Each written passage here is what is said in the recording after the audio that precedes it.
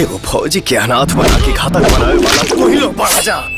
पता कर समर सिंह की बेटी नंदनी के बारे में।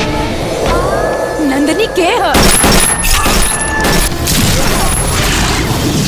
और ये सब जानला के बाद भी अगर उहे कॉन्फ्रेंस आके हमरा से बियाह के बात करबा के ना छोड़ा तो हम तोहरा से बियाह करब। तू हमार लल्ला के अमानत है। हट जा लल्ला ना पैया ना ये जान बा। नंदनी हमार लल्ला के जान दिया। एहसास तार लाडला जो कहले बानी ओकर अंजाम कुछ भी हो सके। सजा गुनाह के होला बाबूजी, हम कोनो गुनाह नहीं की कैले। बाबूआ तोहनी के सामने एगो लड़की के परिवार बर्बाद हो गई। उठा जागा और खड़ा हो जा लोग अत्याचार के खिलाफ। ना ठाकुर साहब, एक मौका दे दी भीख के रूप में।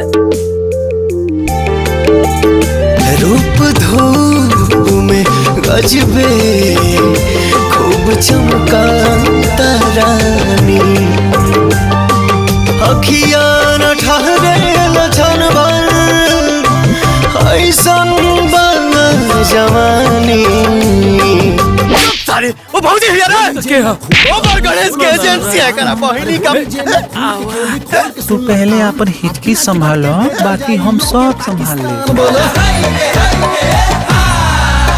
सारा रा रा रा रा रा रा रा रा रा रा रा रा रा रा बोल चुकीरा सारा रा रा। भगवा के दिन होबे कदाच फेरी चोलिया में अपना रंग लगावे दाना।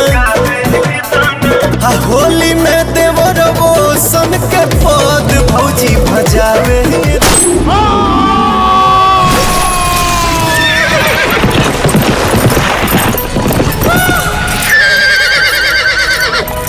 हम पागल नहीं, हम पागल नहीं, हम पागल नहीं।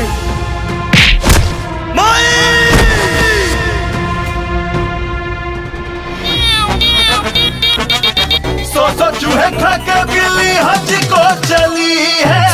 सौ चूहे खा के बिल्ली हज को चली है।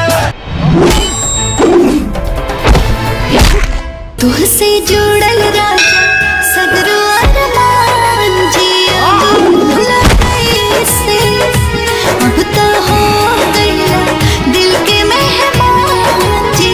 अब बोला कैसे बस का कमी बा ओकरा में। उ ऐसन ग्रहण बा जेकर साया भी केहू के जिंदगी बर्बाद कर देगा।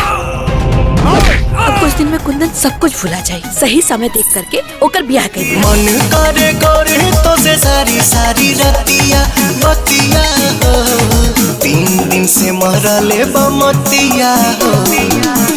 तोहारी सुरतिया 3 दिन से मरले बमतिया हो।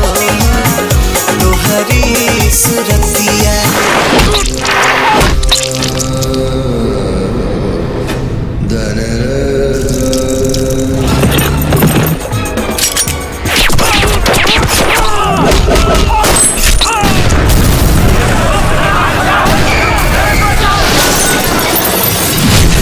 सीमा पे लड़े वाले जवान देवराज के हवेली के दहलीज भी ना पार कर सकेला।